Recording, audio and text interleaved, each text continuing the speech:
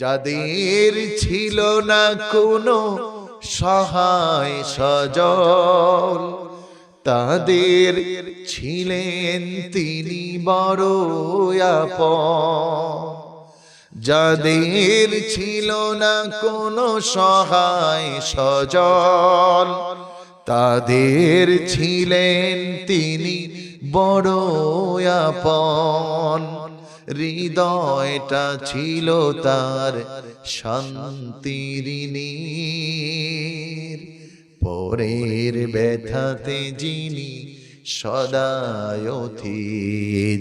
গল্প বলি শোনো প্রিয় নবীজির, শ্রেষ্ঠ মানুষ যিনি এই ধরনের।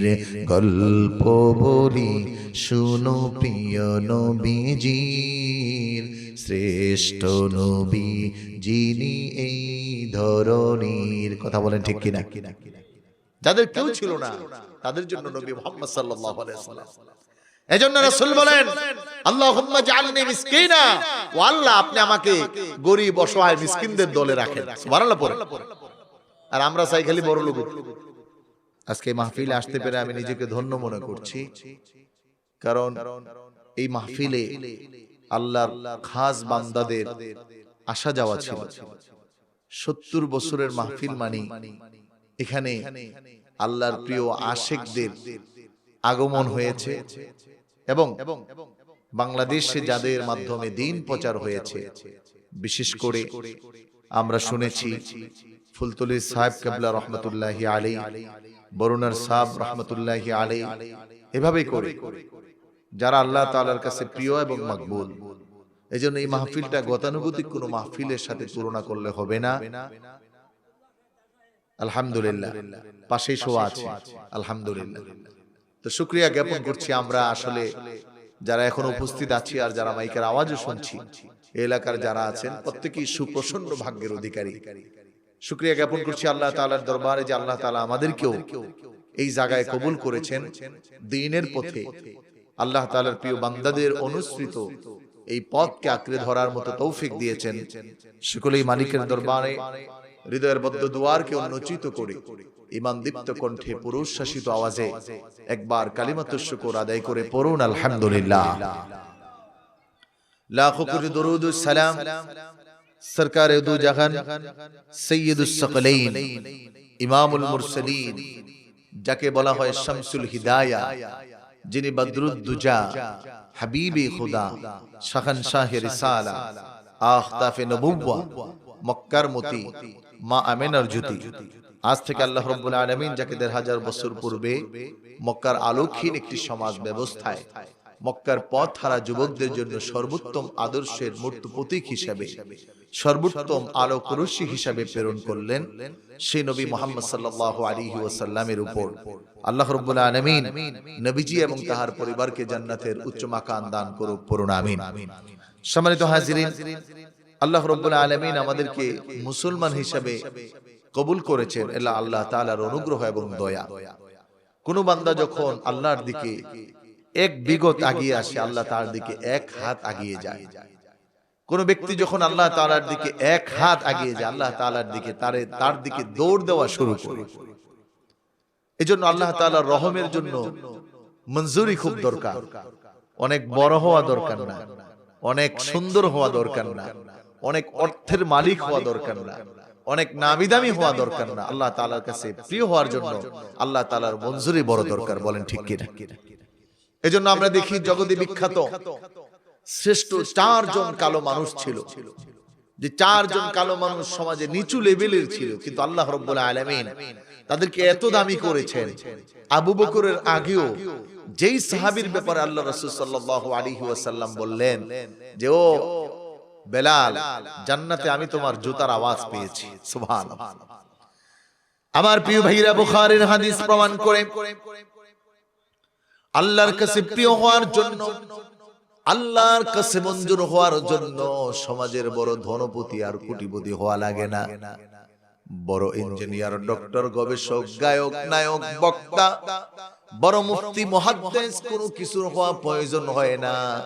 কোন বান্দা যদি আল্লাহর পছন্দের হয়ে যায় তাহলে ওই বান্দাটা সমাজের সবচেয়ে নিচু থাকলেও আল্লাহর কাছে তার দামটা বড় উঁচু হয়ে যায়।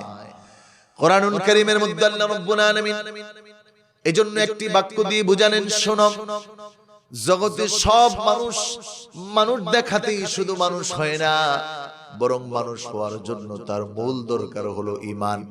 যেই মানুষটার অন্তরে ঈমানের পরিপূর্ণতা নাই, ওই মানুষটা দুনিয়ায় মানুষ হলেও আমি আল্লাহর কাছে তার কোনো দাম নাই। এজন্য আল্লাহর কাছে দামি হওয়া ঈমানের মাধ্যমে, প্রকাশের মাধ্যমে। আমার প্রিয় ভাইরা, কোরআনুল কারীমের মধ্যে আল্লাহ রাব্বুল আলামিন জানায়, ওয়ালাকাদ কাররামনা বনি আদম ওয়া হামালনাহুম ফিল বাররি ওয়াল বাহরি ওয়া রাযাকনাহুম মিনাত তাইয়্যিবাত وفضلناهم على كثير ممن خلقنا تفضيلا। আল্লাহ রাব্বুল আলামিন মানুষকে জানালেন, মানুষ আমি শ্রেষ্ঠ সৃষ্টি হিসাবে তোমাদেরকে প্রেরণ করলাম, আবার আমি রব্বুল আলামিন তোমাদেরকে ইজ্জত ওয়ালা বানালাম। দুনিয়ায় যত মাখলুকাত তোমরা দেখো, সব মাখলুকাত খেতে তোমরা হলো শ্রেষ্ঠ। তোমাদের সম্মান শ্রেষ্ঠ, তোমাদের রিজিক হালাল, তোমাদের পাওয়ার বেশি, আমি রবের কাছে তোমাদের কদর বেশি। কিন্তু এই মানুষটা যদি পরিপূর্ণ ঈমানের হাকিকতে আর আল্লাহ তাআলার পরিপূর্ণ বিশ্বাস, নূর নবী সাল্লাল্লাহু আলাইহি ওয়াসাল্লামের পরিপূর্ণ ঈমান আর পরিপূর্ণ মুহাব্বত না নিয়ে বাঁচে, তাহলে এই মানুষটা দেখতে মানুষ হলেও আল্লাহর কাছে এই মানুষটার দাম একটা কুকুরের সমানও নয়। একটা কুকুরও তার চেয়েও দামি, যদি ওই মানুষটা আল্লাহর আইন মানে, আল্লাহকে মানে আর আল্লাহর উপর পরিপূর্ণ আস্থাশীল হয়। আর দেখতে বড় হলো, অথবা অনেক ক্ষমতার মালিক, অথবা অনেক টাকার মালিক, অথবা অনেক পাওয়ারের মালিক, অথবা দুনিয়ায় অনেক সুনাম সুখ্যাতি অর্জিত হয়েছে, কিন্তু লোকটা যদি আল্লাহর উপর পরিপূর্ণ ইত্মিনান আর ঈমানদার না হয়, আর বিশ্বনবী মুহাম্মদুর রাসূলুল্লাহর উপর পরিপূর্ণ মুহাব্বত আর ভালোবাসা না রাখতে পারে, তাহলে আল্লাহ বলেন ওই মানুষটার দাম আল্লাহর কাছে চতুষ্পর জন্তুর চেয়েও কম, তাও না। এজন্য মানুষ দামি হয় দেখে না, মানুষ দামি হয় গুণে।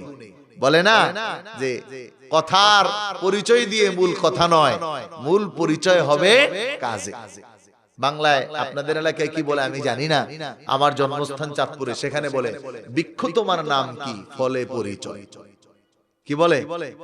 বৃক্ষ তোমার নাম কি, ফলে পরিচয়। অনেক বড় গাছ কিন্তু কোনো ফল হয় না, তার কোনো দাম আছে? আমার ভাইরা, আমি কোরআনুল কারীম থেকে আল্লাহ রাব্বুল আলামিনের প্রেরিত একখানা মেসেজ আপনাদেরকে শুনিয়েছি। আল্লাহ রাব্বুল আলামিন বলেন, দুনিয়ায় সব মানুষ আমি আল্লাহকে ভালোবাসবে না, আবার সব মানুষ আমি আল্লাহকে ভালোবাসার জন্য নবীকেও ভালোবাসবে না। বরঞ্চ যেই মানুষগুলো আমি রব্বুল আলামিনকে ভালোবাসবেন আর আমার নবীর মুহাব্বত তার মধ্যে থাকবে, সমস্ত দুনিয়া একদিক হয়ে যাবে, এই মানুষটা নবীর ভালোবাসা আল্লাহর ভালোবাসা ছাড়বে না। সমস্ত দুনিয়া তার বিরুদ্ধে যাবে, কিন্তু সে এখান থেকে এক চুল পরিমাণ নড়বে না। যার কারণে যারা ওলি হয়ে যায়, আল্লাহর প্রিয় হয়ে যায়, তারা নবীর মুহাব্বতের জন্য প্রয়োজনে রক্ত দেয়, প্রয়োজনে জীবন দেয়, প্রয়োজনে ঘরবাড়ি ছেড়ে দেয়, কিন্তু তারপরও আল্লাহর আইন, নবীর আদর্শের বিরুদ্ধে এক চুল পরিমাণও তারা শর্তে রাজি হয় না। আমার ভাইরা, আমার বন্ধুরা, আল্লাহ রাব্বুল আলামিন বললেন, ওয়া মিনান নাসি মান ইয়াত্তাখিযু মিন দুনিল্লাহি আনদাদান ইউহিব্বুনাহুম কাহুব্বিল্লাহ ওয়াল্লাযীনা আমানু আশাদ্দু হুব্বান লিল্লাহ। সমাজের মধ্যে দুইটি শ্রেণী হবে, সমস্ত মানুষের মধ্যেও দুইটি শ্রেণী হবে। এজন্য দুনিয়ায় আমরা যত দেখি, কেউ মুসলমান, কেউ হিন্দু, কেউ বৌদ্ধ, কেউ খ্রিস্টান, কত ধর্ম আর কত দল, কিন্তু মূল দল হলো দুইটা। কোরআনুল কারীমের মধ্যে জানায় কিয়ামতের দিন আল্লাহ তামাম মানুষের মধ্য থেকে আল্লাহ রাব্বুল আলামিন আদেশ করবেন, ওয়ামতাজুল ইয়াউমা আইয়ুহাল মুজরিমুন। আল্লাহ একটা আদেশ করবেন, যারা কাফের মুশরিক মুজরিম ছিলে তোমরা আলাদা হয়ে যাও আর ঈমানদার আলাদা হয়ে যাও। এজন্য সমস্ত পৃথিবীর মানুষের মধ্যে দর হলো দুইটা, একটা হলো ঈমানদার, আরেকটা হলো কুফরি, আরেকটা হলো গায়রে ঈমানদার, একটা হলো জান্নাতি, আরেকটি দল হলো জাহান্নামী। যেই মানুষগুলো আল্লাহর প্রিয় হয়ে যায় ওই মানুষগুলো দুনিয়ার সব কিছু ছেড়ে দিতে পারে, কিন্তু আল্লাহর বিরুদ্ধে নবীর বিরুদ্ধে অন্য কাউকে বন্ধু বানাতে পারে না। আর যার কাছে আল্লাহ এবং তার রাসূল বন্ধু হয়ে যায়, আল্লাহ রাব্বুল আলামিন বলেন, ওয়াল্লাযীনা আমানু আশাদ্দু হুব্বাল লিল্লাহ। তার কাছে আল্লাহ এবং আল্লাহর রাসূল সবচেয়ে অগ্রগণ্য হয়ে যায়, প্রিয় হয়ে যায়। তার ব্যবসা তার কাছে ছোট থাকবে, তার জীবন তার কাছে ছোট, তার সন্তান তার কাছে ছোট, তার পরিবার তার কাছে ছোট। কেমন জানেন আল্লাহ রাব্বুল আলামিন এই আয়াতের ব্যাখ্যাটা চমৎকার করে সূরা তাওবার মধ্যে জানিয়ে দেয়, শোনো, কুল ইন কানা আবাউকুম ওয়া আবনাউকুম ওয়া ইখওয়ানুকুম ওয়া আজওয়াজুকুম ওয়া আশীরাতুকুম ওয়া وأموال اقترفتموها وتجارة تخشون كسادها ومساكن ترضونها أحب إليكم من الله أحب إليكم من الله ورسول। আল্লাহ রাব্বুল আলামিন জানালেন ওই বান্দাটা হয় এমন, নবী আপনি জানিয়ে দেন তারা তাদের নিজেদের আপন কলিজা, আপন নিজ থেকেও আপনাকে বেশি ভালোবাসবে, আল্লাহকে বেশি ভালোবাসবে। আবাউকুম ওয়া আবনাউকুম ওয়া ইখওয়ানুকুম ওয়া আজওয়াজুকুম, তার পিতামাতা, তার সন্তান, তার ভাই বোন, এবং ওয়া আজওয়াজুকুম তার প্রিয় তোমার কলিজার টুকরা পানের স্ত্রী, ওয়া আশীরাতুকুম ওয়া আমওয়ালুন ইকতারাফতুমুহা, দুনিয়ায় তার যত সম্পদ আল্লাহ রাব্বুল আলামিন দিয়েছেন, तमाम সম্পদ থেকে যতক্ষণ পর্যন্ত না তারা আল্লাহ এবং আল্লাহর রাসূলকে বেশি ভালোবাসতে না পারবে, আল্লাহ রাব্বুল আলামিন বলেন ততক্ষণ পর্যন্ত তারা প্রকৃত ঈমানদার আর পরিপূর্ণ ঈমানদার হতে পারবে না। এজন্য আমাদের জীবনের সব কিছু থেকে বেশি অগ্রগণ্য, বেশি ভালোবাসার হকদার হলো মুহাম্মদুর রাসূলুল্লাহ সাল্লাল্লাহু আলাইহি ওয়াসাল্লাম। আমার ভাইরা, আমার বন্ধুরা, এজন্য যারা আল্লাহ এবং আল্লাহর রাসূলকে ভালোবাসে দুনিয়ার রাজত্ব তাদের কাছে ছোট, কারণ দুনিয়ার রাজত্ব চিরস্থায়ী নয়। দুনিয়ার রাজত্ব এই মাত্র যিনি প্রধানমন্ত্রী, আবার তিনি আবার প্রধানমন্ত্রীর চেয়ার থেকে নেমে যেতে হয়। যারা আগে ভিআইপি হরেন দিয়ে মন্ত্রিত্ব করেছেন তারা আবার হাতে পায়ে শিকল পরে পিজন ভ্যানে উঠতে হয়। এইটা হলো দুনিয়া। কিন্তু যারা আল্লাহ এবং আল্লাহর রাসূলের জন্য প্রিয় হয়ে যায়, আল্লাহ এবং আল্লাহর রাসূলকে ভালোবেসে নেয়, তারা কোনোদিন লাঞ্ছিত হন না, বরং ইন্তিকাল হওয়ার পরেও তাদের সুনাম আর সুখ্যাতি বাড়তে থাকে। যেমন শাহজালাল ইয়ামানী রাহমাতুল্লাহি আলাইহি কি বলেন, ওনার ইন্তিকালের পরে ওনার ভক্ত বাড়ছে না কমছে? জোরে বলেন, বাড়ছে না কমছে? ফুলতুলি সাহেবের ভক্ত বাড়ছে না কমছে? বরুণার পিসা হুজুরের ভক্ত বাড়ছে না কমছে? কারণ তারা দুনিয়ার ভালোবাসা আর দুনিয়ার মহব্বতে পাগল হয় নাই, পাগল হয়েছে আল্লাহ এবং আল্লাহর রাসূলের ভালোবাসা। সুবহানাল্লাহ পড়ুন। কিন্তু আমরা দেখছি আমাদের কাছে মনে হয় দুনিয়াটা বেশি প্রিয় হয়ে গেছে। আমার ভাইরা, আমার বন্ধুরা, একটু গভীর মনোযোগ। কোরআনুল কারীম আল্লাহ রাব্বুল আলামিন জানাচ্ছেন, শোনো, ঈমান কার্ডটা যদি এই মাপে তোমার ঈমান না চলে তাহলে তোমার ঈমান পরিপূর্ণ হয় নাই। কোরআন বলে যদি আল্লাহকে পেতে চাও তাহলে আল্লাহর হাবিবকে পেতে হবে। কুল ইন কুনতুম তুহিব্বুনাল্লাহা ফাত্তাবিউনি ইউহিব্বুকুমুল্লাহ ওয়া ইয়াগফির লাকুম যুনুবাকুম ওয়াল্লাহু গফুরুর রহিম।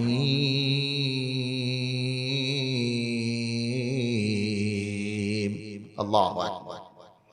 আল্লাহ রাব্বুল আলামিন জানায়, ও নবী আপনি জানায়া দিন, ইন কুনতুম তুহিব্বুনাল্লাহ, ও মুমিন, ও ঈমানদারেরা, যদি তোমরা আল্লাহকে ভালোবাসতে চাও তাহলে ফাত্তাবিউনি, আই ফাত্তাবিউ, ও নবী আপনি জানায়া দিন তারা যেন আপনি নবী মুহাম্মদুর রাসূলুল্লাহর অনুসরণ করে, আপনি নবীকে যেন তারা ভালোবাসে, শুধু মুখে নয়। ফাত্তাবিউনি আই বিল আফআলি ওয়াল আকওয়ালি ওয়াল আশিয়াই কুল্লা, কথায় যেন আপনাকে পছন্দ করে, ভালোবাসায় যেন আপনাকে পছন্দ করে, কর্মে যেন আপনার অনুসরণ করে, দুনিয়ার তামাম জিন্দেগীর মধ্যে যেন আপনার সুন্নতের পাবন্দি করে, আর আপনার জন্য যেন মহাব্বতের ভাগটা রেখে দেয়। নবী গো আপনি জানিয়ে দিন, যদি কোনো উম্মাত আর যদি কোনো বান্দা এটা করতে পারে তাহলে আমি রব্বুল আলামিন ওই বান্দাটাকে নিজ থেকে ভালোবাসবো। সুবহান। এখন আমাদের ভালোবাসার মধ্যে ফরমালিন, কি মালিন? ফরমালিন। বুঝেন না এই কথা? স্বামী স্ত্রীর ভালোবাসার মধ্যেও ফরমালিন ঢুকে গেছে, প্রেমিক প্রেমিকার ভালোবাসাতেও ফরমালিন, পীর মুরিদের ভালোবাসাতেও ফরমালিন, নেতা আর প্রজার ভালোবাসার মধ্যেও ফরমালিন। চায়ের দাম দিলে আমার ভাই তোমার ভাই, না দিলে কোনো নাই, আছে না নাই? সব জায়গায় ভেজাল, কিন্তু এক জায়গায় ক্লিয়ার রাখতে হবে, আল্লাহ এবং আল্লাহর রাসূলের ক্ষেত্রে এই জায়গা যেন ঝামেলাহীন হয়। আজকে এই আয়োজন এলাকায় কত মানুষ গানের মঞ্চায়ন হলে তো অনেক মোহাব্বত করেও যায়, তার প্রিয় গায়িকা আসতেছে তারে এক নজর দেখতে যায়, আছেন? আবার এখন তো ওয়াজের মঞ্চেও আবার কিছু গায়ক বের হইছে, তাগরেও দেখতে যায়। কোরআন হাদিসের কথা যেখানে হয় এখানে একটু কম যায়, এগুলো কি শুনবো, উনি আমার পছন্দের না, গায়ক তার খুব পছন্দ। কিন্তু মনে রাখতে হবে রাসূল বলেন, মান তাশাব্বাহা মিন কওমিন ফাহুয়া মিনহু, যার সাথে যার মহব্বত তার সাথে তার কিয়ামত। এজন্য আমি প্রায় আমার আলোচনায় বলি, আমাদের দেশের সামনে 12 তারিখে নির্বাচন, নির্বাচনের খুব আমেজ চলতেছে, জোয়ার চলতেছে। এই নির্বাচনে আপনি যার পক্ষে তার পক্ষে আপনি স্লোগান দিবেন, অমুক ভাই তুমি এগিয়ে চলো, আমরা আছি তোমার সাথে, দেয় না? কথা বলেন, দেখি না? এবার কিয়ামতের দিন বিচার হইয়া ওই অমুক ভাই হইছে জাহান্নামী।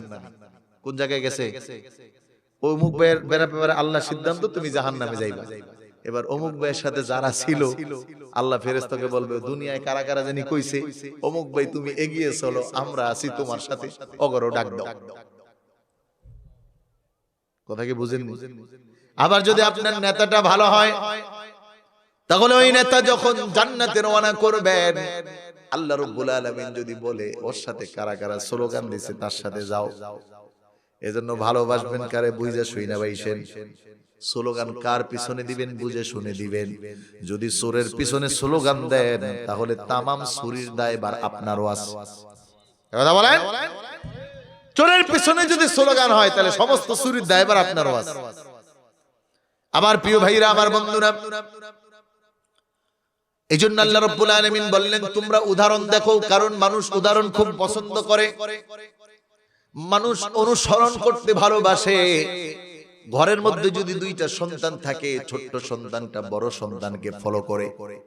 আমার ঘরে একটা মেয়ে আর একটা ছেলে, মেয়ের বয়স হলো 6, ছেলের বয়স হলো 3.5 পৌনে 4।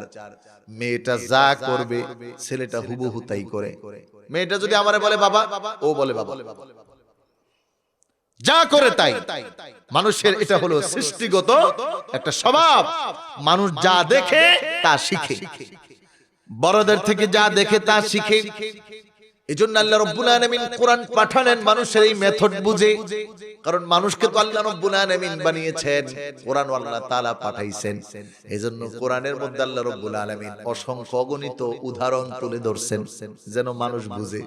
মানুষ উদাহরণ দেখলেই বুঝতে সহজ হয়, মানতে সহজ হয়, সহলে মাইনা নেয়। আমার ভাইরা, আমার বন্ধুরা, কোরআন বলছে ও দুনিয়ার মানুষ শোনো, মহব্বত কেমন করবা। কোরআনুল কারীম বলে আমিনু কামা আমানান নাস। দুনিয়ার মানুষ ঈমান আনবে, তবে ঈমান আনাটা আনো ওই যারা আল্লাহর হাবিব নূর নবীর নূরানী চেহারা দেখে দেখে ঈমান এনেছিল তাদের মতো করে ঈমান আনো। এজন্য কোরআনুল কারীম তাদের চমকপ্রদ পরিচয় তুলে ধরেছেন। কোরআন বলে মুহাম্মাদুর রাসূলুল্লাহি ওয়াল্লাযীনা মাআহু আশিদ্দাউ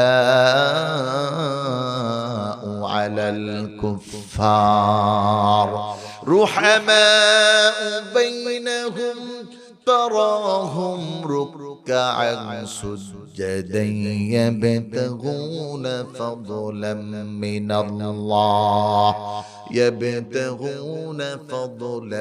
মিনাল্লাহি ওয়া রিদওয়ানা।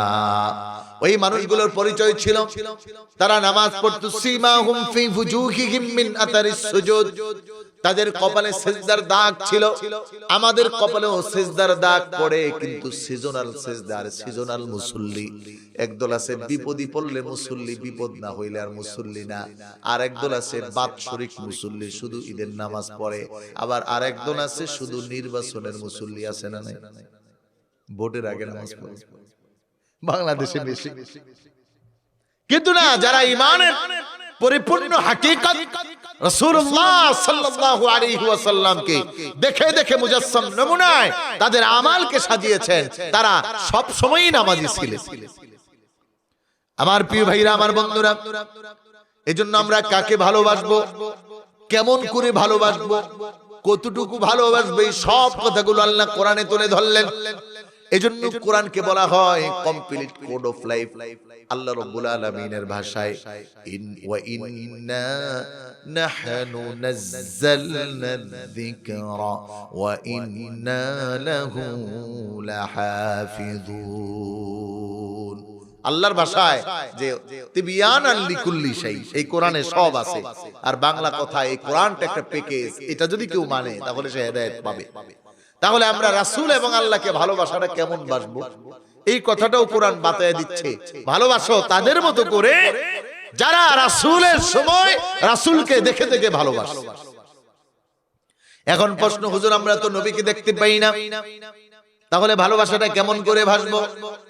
এজন্য আল্লাহ রাব্বুল আলামিন কিয়ামত পর্যন্ত নবীর ওয়ারিস রেখে দিলেন। রাসূলুল্লাহ বললেন আল উলামা ওয়ারাসাতুল আমবিয়া। এজন্য হাদিসের মধ্যে আসছে মান নাযারা আলিমান হাকীকা, মান নাযারা আলিমান হাকীকা ফাকান্নামা নাযারানি। আল্লাহর হাবিব বলেন, ও আমার উম্মতেরা, যদি মুহাব্বত দিয়ে ভালোবেসে একজন হক্কানি আশিকে রাসূল কোন আলেমের সাথে তুমি একবার কোন আলেমকে দেখো, তাহলে কেমন জানি আমি মুহাম্মাদুর রাসূলুল্লাহকে দেখা হয়ে যাবে। সুবহানাল্লাহ। কিয়ামত পর্যন্ত এটা বাকি থাকবে, বলে ওই মুজাসসাম নমুনায়। এজন্য আমার প্রিয় ভাইরা, আমার বন্ধুরা, সাহাবীদের ভালোবাসার নমুনা কেমন ছিল আমি আপনাদের খেদমতি একখানা হাদিস যতটুকু মনে পড়ছে বাইহাকি শরীফের হাদিস, আর না হয় সুনানে আবু দাউদ শরীফের হাদিস, দুইটা বর্ণনার মধ্যেই হয়তো আছে। আমার ভাইরা, আমি হাদিসটা শোনাবো, একটু শুনবেন, আমি আলোচনাকে শান্ত করব, শেষ করব। বন্ধুরা আমার, নবীজির জীবদ্দশায় রাসূলুল্লাহ সাল্লাল্লাহু আলাইহি ওয়াসাল্লামের সাহাবায়ে কেরাম রাসূলুল্লাহকে ভালোবাসতেন। ওই ভালোবাসার কথাগুলো হাদিসের মাধ্যমে আমাদের পর্যন্ত আসছে। বলে এমন ভালোবাসতেন, দুনিয়ার সব কিছুর থেকে নবীর ভালোবাসাটা তাদের কাছে প্রিয় ছিল। নবীকে দেখাটা তাদের কাছে প্রিয় ছিল, নবীর কাছে বসে থাকাটা তাদের কাছে প্রিয় ছিল। দীর্ঘ আলোচনা। এজন্য হযরত আবু বকরকে প্রশ্ন করা হয়েছিল, ও আবু বকর, তোমার সাথে কোন জিনিসটা বেশি ভালো লাগে, কোন কাজটা তুমি করতে বেশি ভালো লাগে? সিদ্দিক আকবর, হযরত সিদ্দিক আকবর রাদিয়াল্লাহু তাআলা আলাইহিম আজমাইন বলেন, নবী গো, আমার কাছে দুনিয়ার সবচেয়ে ভালো লাগে আপনার দিকে তাকায় থাকতে। সুবহানাল্লাহ। যে আমার কাছে সবচেয়ে, আমাদের তো ভালো লাগে একটু ডিজে পার্টি করি, একটু কক্সবাজার ঘুরে আসি, একটু নাচানাচি করি, মদ খাই, গাঁজা খাই, ইয়াবা খাই, ফেন্সিডিল খাই, একটু গায়ে হলুদের অনুষ্ঠানেও নাচি। কিন্তু তাদের কাছে ভালো লাগতো, বলি ইয়া রাসূলুল্লাহ, আমি আবু বকরের কাছে সবচেয়ে ভালো লাগে আমি আপনার দিকে তাকায় থাকলেই ভালো লাগে, আর কিছু ভালো লাগে না। সুবহানাল্লাহ, সুবহানাল্লাহ। আল্লাহ হাদিসে আসছে যে সাহাবায়ে কেরাম যখন অতিরিক্ত ক্ষুধার্ত হতেন, আর কোনো খাবারের জায়গা নাই, কোথাও খাবার নাই, তখন নবীজির দরবারে আয়েশা নবীজির চেহারার দিকে তাকায় থাকতেন। সাহাবীদের বর্ণনা মতে বোঝা যায় যে নবীজির দিকে তাকাইতো আর তাদের পেট ভরতে থাকতো। আল্লাহু আকবার বলবেন। কি নূর ছিল আল্লাহর নবীর চেহারা মোবারকে। আল্লাহ আমাদেরকে মরণের আগে আপনার নবীর নূরানি চেহারা দেখায়েন, বলেন আমিন। আমার প্রিয় ভাইরা, আমার বন্ধুরা, রাসূলুল্লাহর জীবদ্দশায় মদিনাল মুনাওয়ারায় একজন সাহাবী ছিলেন, যার নাম হলো হযরত জুবাইব। কেউ বলে জুবাইব রাদিয়াল্লাহু তাআলা আনহু। জুলাইব রাদিয়াল্লাহু তাআলা আনহু তিনি মদিনার মধ্যে এমন একজন মানুষ ছিলেন যার কোনো বংশ পরিচয় ছিল না। তিনি বলতে পারতেন না তার মাকে, তার বাবাকে।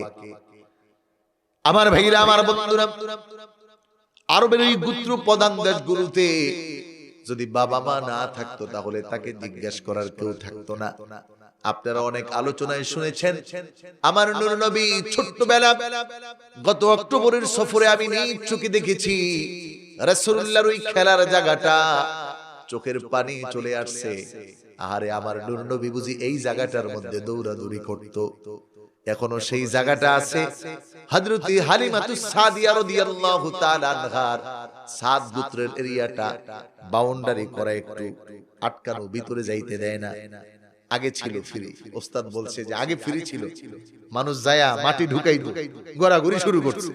এজন্য সৌদি সরকার কিছুটা রেস্ট্রিকশন দিয়ে দিয়েছে। আমার ভাইরা, আমার বন্ধুরা, রাসূলুল্লাহ সাল্লাল্লাহু আলাইহি ওয়াসাল্লাম ছোট্টবেলা খেলার পরে অপেক্ষা করতেন সব শিশুদের বাবা আসতো, রাসূলুল্লাহর বাবা আসতো না। নবীজি অবাক চিত্তে মা আমিনাকে প্রশ্ন করেছেন, মাগো, সবার বাবা এসে সব সন্তানগুলোকে কোলে নিয়ে যায়, আমার বাবা তো আমার জন্য একদিনও আসলো না। এতিম হলে দেখার কেউ কম থাকে, দেখার কেউ থাকে না, কিন্তু এতিমকে যে দেখে তাকে দেখে কে বলেন? এজন্য ফুলতলিতে এতিম আছে না নাই? 800 এতিম মিনিমাম। আপনি আমি একজনেরটা নীতি তো অবস্থা খারাপ। আল্লাহ রাব্বুল আলামিন আমাদের সাহাবদের এই খেদমতকে কবুল করুক, বলুন আমিন। আমার ভাইরা, বলছিলাম নবীজির সাহাবী, নবীজির কলিজার টুকরা সাহাবী হযরত জুলাইব রাদিয়াল্লাহু তাআলা আনহু, তিনি একটা ছিঁড়া কাপড় পরে, দুই পায়ের মধ্যে জুতা নাই, এক পায়ে জুতা। মদিনার চারিদিকে এলান হয়ে গেল এমন একজন বন্ধু আসছেন যেই বন্ধু সবার আপন, এমন একজন নবী আসছেন যেই নবী সবাইকে আপন করে নেয়। ছোট্ট জুলাইব খবর পেয়ে মনে একটু সান্ত্বনা পেলেন। আরে আমি জুলাইব বিবি মানুষ, আমাকে দেখার কেউ নাই, মদিনায় আমার খবর নেওয়ার কেউ নাই, আমি খাই না না খাই এটা দেখার মতো কেউ নাই, একটু নবীর কাছে যাই। যতটুকু শুনছি নবী নাকি এতিমদেরকে আরো বেশি ভালোবাসে। আল্লাহু আকবার পড়েন। এজন্য হাদিস আছে, যাদের মন শক্ত হয়ে যায়, কিছু মানুষ আছে না মন কর্কশ হয়ে যায়, দান করতে মন চায় না, মানুষকে খাওয়াইতে মন চায় না, মসজিদ মাদ্রাসা চাইলেও দেন, অনেক আছে। বলে এরকম মন যদি তুমি মনে করো শক্ত হয়ে গেছে, তাহলে রাসূলুল্লাহ অ্যান্টিবায়োটিক দিবেন, ইনসা রাসাল ইয়াতীম, তুমি এতিমের মাথায় হাত বুলাও, এতিমকে দেখে চুমু দাও, এতিমকে আদর করো, তাহলে আল্লাহ তোমার কঠিন মনকে নরম করে দিবে। সুবহানাল্লাহ। আমার প্রিয় ভাইরা, আমার বন্ধুরা, নবীজির দরবারে হযরত জুলাইবিব রাদিয়াল্লাহু তাআলা আন, এক পায়ে জুতা আর এক পায়ে জুতা নাই, কি হালত আর কি অবস্থা ছিল। ও যুবক ভাইরা, কাজীর গাঁওয়ের প্রিয় মুরব্বী বাবাজিরা, মা বোনেরা, আপনার সন্তান তো এমন কোনোদিন হয় নাই একটা পায়ে জুতা আর একটা পায়ে জুতা নাই, তারপরেও আপনার সন্তানকে নবীর আশিক বানাতে আপনার বড় কষ্ট, মসজিদে পাঠাইতে আপনার বড় মায়া, একটু দারুল কেরাতে পাঠাইয়া কোরআন শিক্ষা করাইতে আপনার বড় বাধা। কিন্তু আল্লাহর হাবিবের সাহাবী হযরত জুলাইবিব রাদিয়াল্লাহু তাআলা আন নবীর দরবারে এমন হালতে গেলেন, যখন জুলাইবিবের পরনে ভালো একটা কাপড় নাই। কিতাবের মধ্যে আসছে, হাদিসের ইবারতের মধ্যে লেখে, ব্যাখ্যায় মুহাক্কিকিন উলামায়ে কেরাম বলেন, ওই জুলাইবিবের কাপড়টা যেটা ছিল ওইটা ছিল ছিঁড়া, একদিক থেকে টান দেয় আরেক দিকে উঠে যায়। নবীর দরবারে জুতা ছাড়া গিয়ে বসছেন, নবীজির সামনে লব্বাইক সালাম করছেন, আ নবী, শুনেছি আপনি নাকি বড় দরদি, আমার নাম জুলাইবিব। কিতাবের মধ্যে আসছে, এই জুলাইবিবের অবস্থা ছিল আমার বেটে একটু বেশি ক্ষুদ্র, এজন্য মানুষ তাকে দেখতো দুমুল, আরবিতে বলা হইতো বেশি খাটো মানুষ, এবং দেখতে একটু কালো কালো ছিল, বেশি শ্বেত বর্ণের। আরেক বর্ণনায় আসছে ব্যাখ্যায় যে ওনার একটা অঙ্গ, কি বলে আমাদের দেশে এটাকে, যদি ঠিক মতো একটা হাত না থাকে কি বলে, প্রতিবন্ধী। এজন্য সাহাবায়ে কেরাম তাকে জুলাইবিব শব্দের অর্থ হলো অপূর্ণতায় পূর্ণতা। সুবহানাল্লাহ। মানে অপূর্ণতায় পূর্ণ, অঙ্গ একটা ছিল না, তারপরেও তার দাম আর তার পূর্ণতা আকাশচুম্বী হয়েছিল, এজন্য তাকে এই নাম ধরে ডাকে। হযরত জুলাইবিব রাদিয়াল্লাহু তাআলা আনহু বিশ্বনবীর দরবারে নবীকে সালাম দিয়ে বললেন, আ নবী, শুনেছি আপনি নাকি বড় মহব্বত করেন এতিমদেরকে। আল্লাহর হাবিব হযরত জুলাইবিব রাদিয়াল্লাহু তাআলা আনহুকে বললেন, আপনার পরিচয় দেন। ও ছোট্ট বালক, কিতাবের মধ্যে আসছে তখন তিনি বড় না। নবীর সামনে গেলেন, নবীজি দেখে বুঝলেন আর এক পায়ে জুতা নাই, চোখের পানি ছেড়ে দিয়ে বললেন, ইয়া রাসূলুল্লাহ, ইয়া হাবিবাল্লাহ, আমি জুলাইবিব, মদিনার সবচেয়ে এতিম, আমাকে মদিনায় দেখার কেউ নাই, কেউ আমার খবর নেওয়ার নাই, কেউ আমাকে জিজ্ঞাসা করার নাই, বাড়ি নাই, রাস্তার মধ্যে ঘুমিয়ে থাকি, কেউ কোনোদিন খবর নেয় না। শুনেছি আপনি নাকি এতিমদের বড় পাগল, আপনি নাকি এতিমদেরকে বড় ভালোবাসেন। নবী গো, দিল বড় আশা নিয়ে আসছে আমি আপনার কাছে। আল্লাহর হাবিব কাছে ডাকলেন, নবীজি মহব্বত করে জুলাইবিবকে নবীর কাছে ডাকলেন। জুলাইবিবের মন ভরে গেল, দাওয়াত দিনের কথা শুনলেন। রাসূলুল্লাহকে বললেন, নবীজি, আপনি আমাকে আপনার হাতে হাত রেখে কালিমা পরিয়ে দেন। হযরত জুলাইবিব নবীর হাতে হাত রেখে কালিমা পড়লেন। এবার নবীজি বললেন, ও এতিম জুলাইবিব, আজ থেকে তুমি আর কোনো এতিম নয়। আল্লাহু আকবার পড়েন। আজ থেকে তোমার খবর নিবে না এমন হবে না, তুমি আজ থেকে আহলে সুফফার অন্তর্ভুক্ত। কিতাবের মধ্যে আছে 70 জনের অধিক মানুষ এখানে থাকতেন, ওইটা ছিল নবীজির এতিমখানা। আল্লাহু আকবার কোন। যাদের কেউ ছিল না, এখনো মদিনা আল মুনাওয়ারায় যখন আপনি রিয়াজুল জান্নাতে ঢুকবেন, আহারে আল্লাহর হাবিবের সেই জান্নাতের এরিয়া, যেই জায়গাটাকে আল্লাহর হাবিব বলছেন জান্নাতের একটা টুকরা। সুবহানাল্লাহ পড়েন। জান্নাতের টুকরা আসলি ভাবে দুনিয়াতেও একটা, আর আজকের মাহফিলও জান্নাতের বাগান, কিন্তু টুকরা না। এজন্য রাউযাতুম মিন রিয়াজিল জান্নাহ, ওদিক থেকে যখন ঢুকবেন এই গেটের সাথেই একটা জায়গা, যারা গিয়েছেন তারা দেখেছেন, যদি আলেম মুআল্লিম থাকে তাহলে আপনাকে দেখাইছে যে এই জায়গাটায় আহলে সুফফার অন্তর্গত 70 জন সাহাবী পড়ে থাকতো। যদি নবীর কাছে কিছু হাদিয়া আসতো তাইলে তারা খাইতো। আর এমনও হইতো, আবু বকর হাদিস বর্ণনা করে, 3 দিন ধরে কোনো খাবার চলে না, 5 দিন যাবত কোনো খাবার নাই, ক্ষুধার যন্ত্রণায় গলা কাটা মুরগির মতো এমন গড়াগড়ি করত। আল্লাহর হাবিব বলবেন, জুলাইবিব, তুমি আজ থেকে আহলে সুফফার অন্তর্গত একজন সদস্য। জুলাইবিবের মুখে হাসি। আহারে, যেই মদিনায় আমার কেউ পরিচয় দেওয়ার ছিল না, আমাকে কেউ জিজ্ঞাসা করার ছিল না, আমাকে কোনোদিন খবর কেউ নেয় নাই, ওই মদিনায় আমার নেতা আর আমার সবচেয়ে কাছের এখন মুহাম্মাদুর রাসূলুল্লাহ সাল্লাল্লাহু আলাইহি ওয়াসাল্লাম। যাদের ছিল না কোনো সহায় সজল, তাদের ছিলেন তিনি বড় আপন। যাদের ছিল না কোনো সহায় সজল, তাদের ছিলেন তিনি বড় আপন। হৃদয়টা ছিল তার শান্তির নীর, পরের ব্যথাতে যিনি সদায় অথির। গল্প বলি শোনো প্রিয় নবীজির, শ্রেষ্ঠ মানুষ যিনি এই ধরনের। গল্প বলি শোনো প্রিয় নবীজির, শ্রেষ্ঠ নবী যিনি এই ধরনের। কথা বলেন ঠিক কিনা? যাদের কেউ ছিল না তাদের জন্য নবী মুহাম্মদ সাল্লাল্লাহু আলাইহি ওয়াসাল্লাম।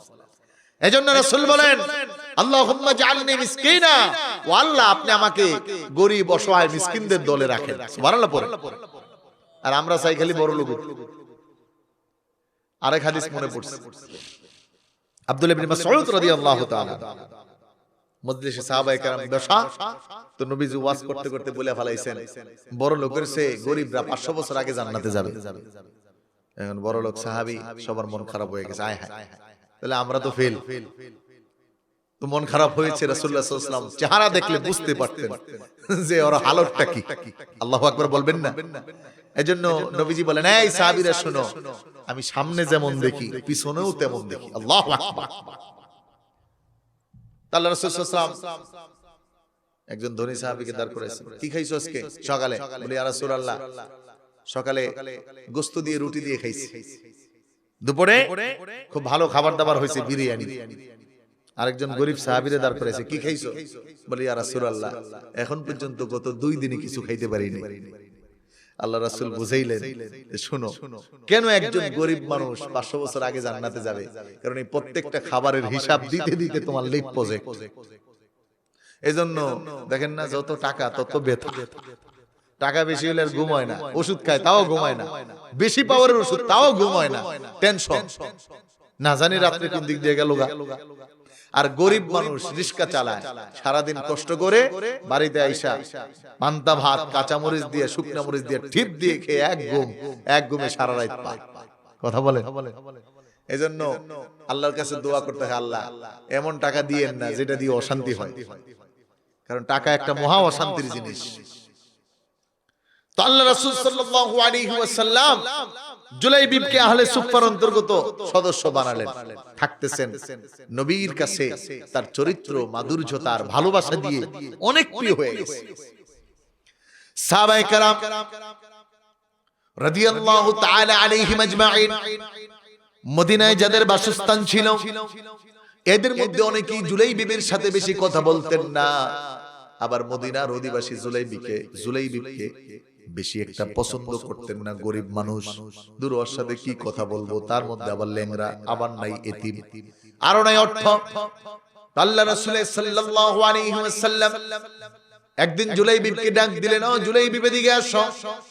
নবীজির কাছে লাব্বাইকা ওয়া সাআদাইকা ইয়া রাসূলুল্লাহ ইয়া হাবিবাল্লাহ। নবীজি প্রশ্ন করে, জুলাইবিব বিয়ে শাদী কি করবা না? সুবহানাল্লাহ। জুলাইবিব হেসে দিয়ে, ইয়া রাসূলুল্লাহ এক তো এরকম একটু প্রতিবন্ধী, তাও আবার কালো, দেখতে আবার ছোট, কে মেয়ে দিবে? ইয়া রাসূলুল্লাহ অর্থ তো নাই, বরাদ্দ কোথায় থেকে? আল্লাহর হাবিব বলেন যে তোমার বিয়ের ব্যবস্থা আমি করলাম, যাও। কিতাবের মধ্যে আসছে মদিনায় সবচেয়ে সুন্দরী মেয়েটা, আল্লাহর হাবিব সবচেয়ে সুন্দরী মেয়েটাকে জুলাইবিবের সাথে বিয়ে দিয়ে দিলেন। সুবহানাল্লাহ। জুলাইবিব অবাক হয়ে গেল। আল্লাহর হাবিব বললেন, যাও তুমি ওই মেয়ের বাবার কাছে যাও। মদিনার সবচেয়ে বড় কোটিপতি সওদাগর, মেয়েটাও গুণবতী সুন্দরী রমণী। বড় লোকের ছেলেরা অফার দেয়, কিন্তু মেয়ের বাবা মা অপেক্ষমান। তাদের আশা ছিল নবী যদি একটু বিয়ের প্রস্তাব দেয়। আল্লাহর হাবিব জুলাইবিবকে পাঠাইলেন, যাও মেয়ের বাবাকে ডেকে নিয়ে আসো। রাসূলের দরবারে আসলো বড় আগ্রহ। মেয়ের বাবাকে রাসূলুল্লাহ বললেন, আমি তোমার মেয়ের জন্য প্রস্তাব দিচ্ছি।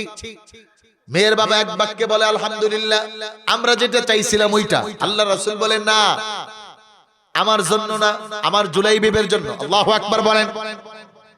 মেয়ের বাবা একটু অবাক হয়ে গেলেন। আহারে সাহাবী তো, তারপরেও মনোবাসনা।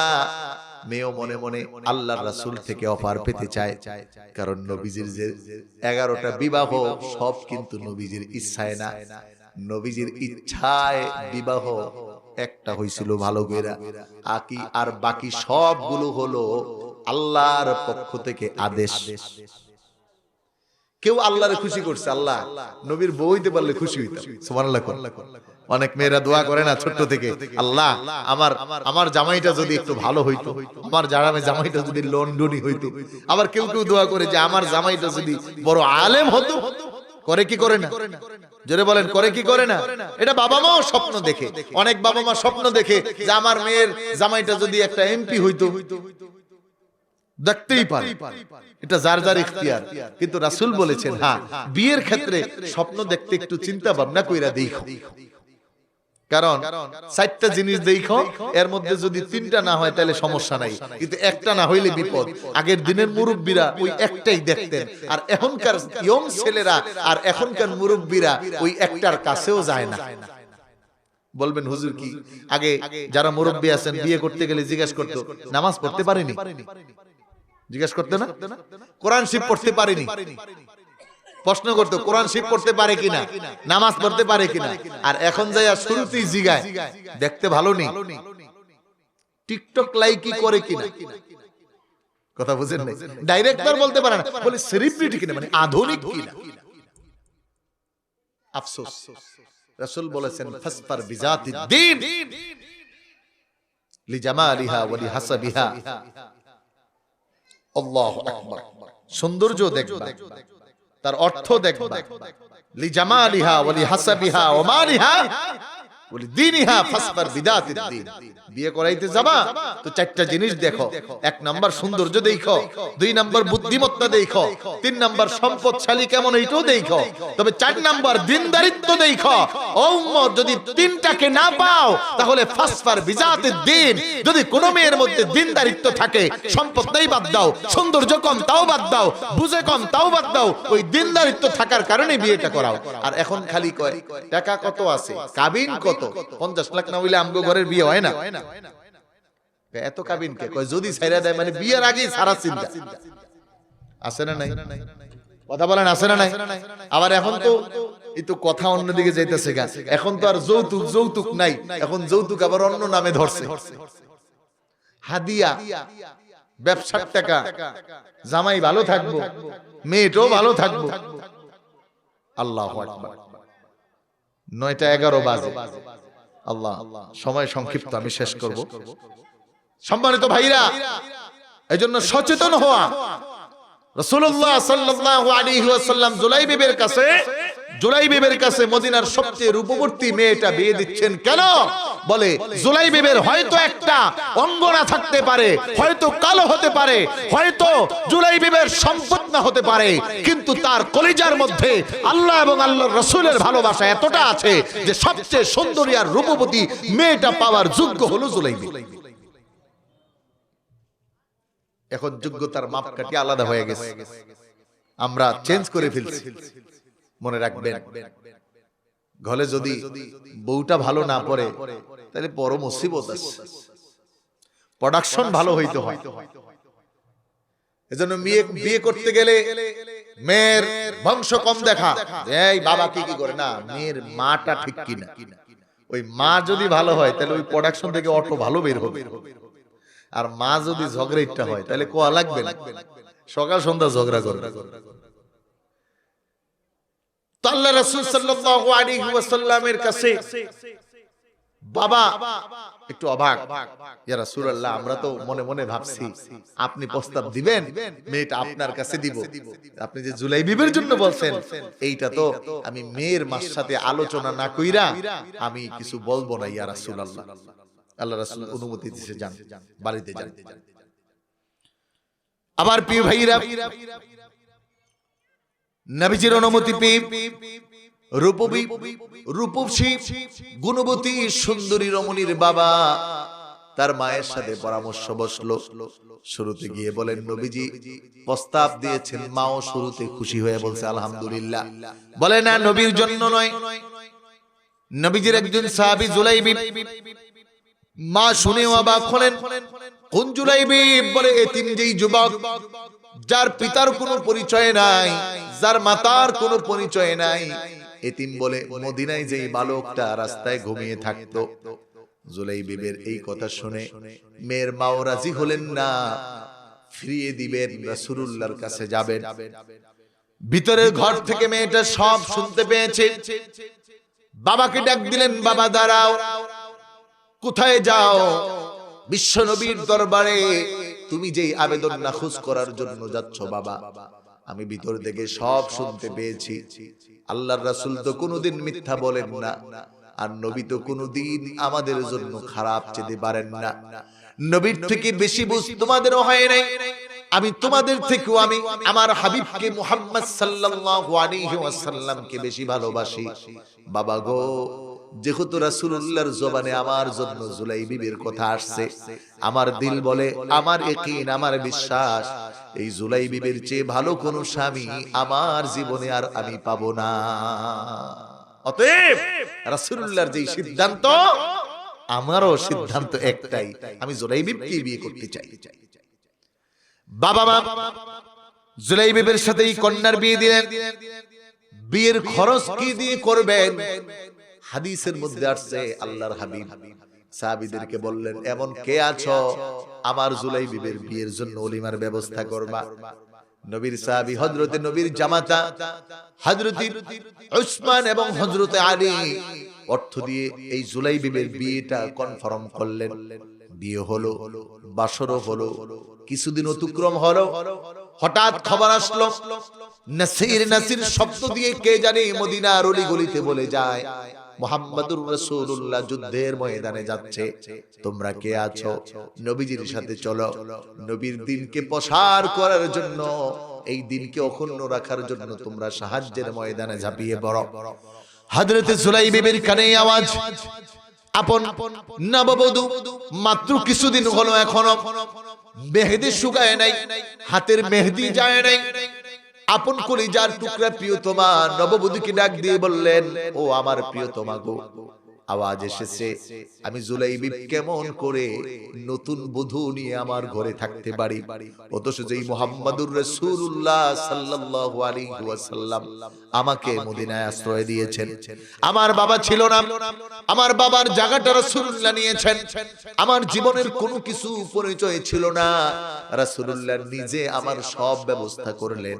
আমি থাকতে পারবো না, বিদায় নিচ্ছি। যদি সাক্ষাৎ হয় গাজী হয়ে ফিরে আসলে দেখা হবে, আর যদি যুদ্ধের ময়দানে শহীদ হয়ে যায় তাহলে আল্লাহর জান্নাতে দেখা হবে। ভাইরা আমার, দীর্ঘ হাদিস, আল্লাহর হাবিবের সাহাবী হযরত জুলাইবিব রাদিয়াল্লাহু তাআলা আনহু এই কথা বলে যুদ্ধের ময়দানে চলে গেলেন।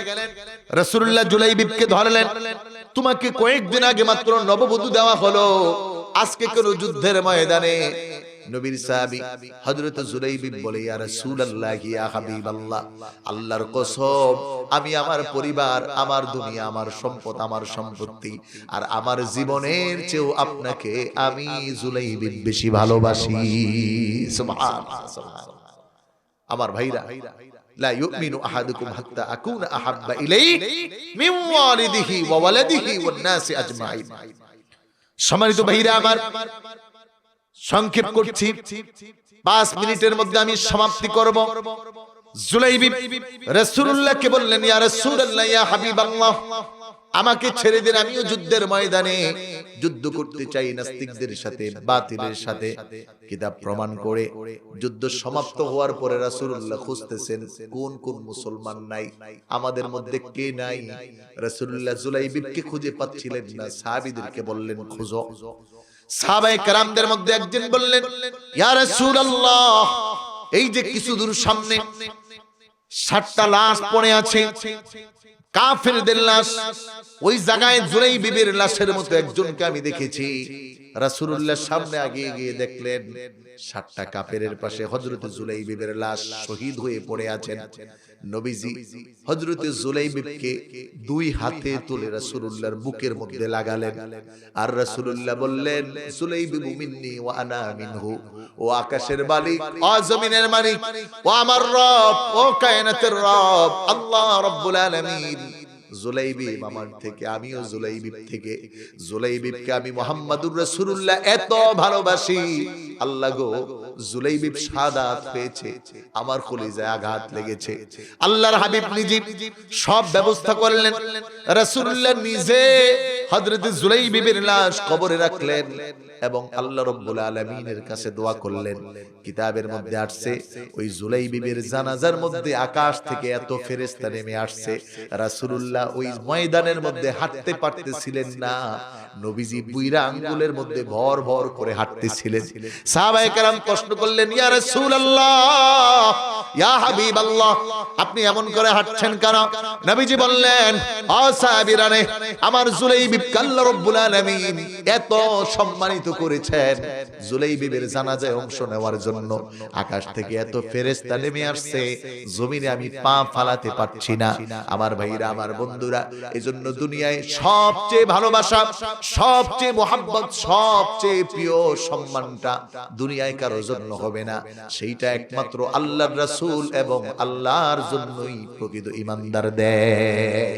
এজন্য ওয়াল্লাযীনা আমানু আশাদ্দু হুব্বাল লিল্লাহ, যারা প্রকৃত ঈমানদার তারা আল্লাহ এবং আল্লাহর রাসূলকে ভালোবাসে, সবকিছু দিয়ে ভালোবাসে। দুনিয়ায় নববধূর চার ছেড়েছে, খাট করেছে, দুনিয়ার চাকচিক্য আর ভালোবাসা ছেড়েছে, শুধুমাত্র আল্লাহ এবং আল্লাহর রাসূলের ভালোবাসায় আর মহব্বতে। আর আমরা এখন সবকিছু ছাড়ি, কেমন কইরা দুনিয়ার মোহে ধরতে পারি, নামাজ ছাড়ি, রোজা ছাড়ি, নবীর মহব্বত ছাড়ি, নবীর আশিক ভালোবাসার স্লোগান ছাড়ি, সব সাইরা কেমন করে খালি জাহান্নামের দিকে যাবে এই প্রতিযোগিতায় লাগছে। আর পরিচয় দিচ্ছি আমি সবচেয়ে বড় মুসলমান, আমার চেয়ে পাক্কা মুসলমানকে ভাবসাব দেখলে মনে হয় জান্নাত কিনা বৈশা আছে। এটা নয় ভাই। এজন্য ক্ষণিকের এই দুনিয়ায় কি বলেন, আমাদের এই দেশের বঙ্গবন্ধু শেখ মুজিবুর রহমান আছে না মারা গেছে? জোরে বলেন, বলেন তো। আমাদের এই যে জিয়াউর রহমান আছে না মারা গেছে? এরশাদ শিকদার আছে না মারা গেছে? প্রধানমন্ত্রী এরশাদ আছে না মারা গেছে? খালেদা জিয়া আছে না মারা গেছে? তো ক্ষমতার পাওয়ার টাকা পয়সা এগোতে তো বেশি বাংলাদেশে আর কেউ ছিল না, না ছিল? তাহলে দুনিয়ার এই ক্ষণিক সময়ের জন্য যেন আমরা পরকালের সুন্দর জায়গাটা নষ্ট না করে দেই।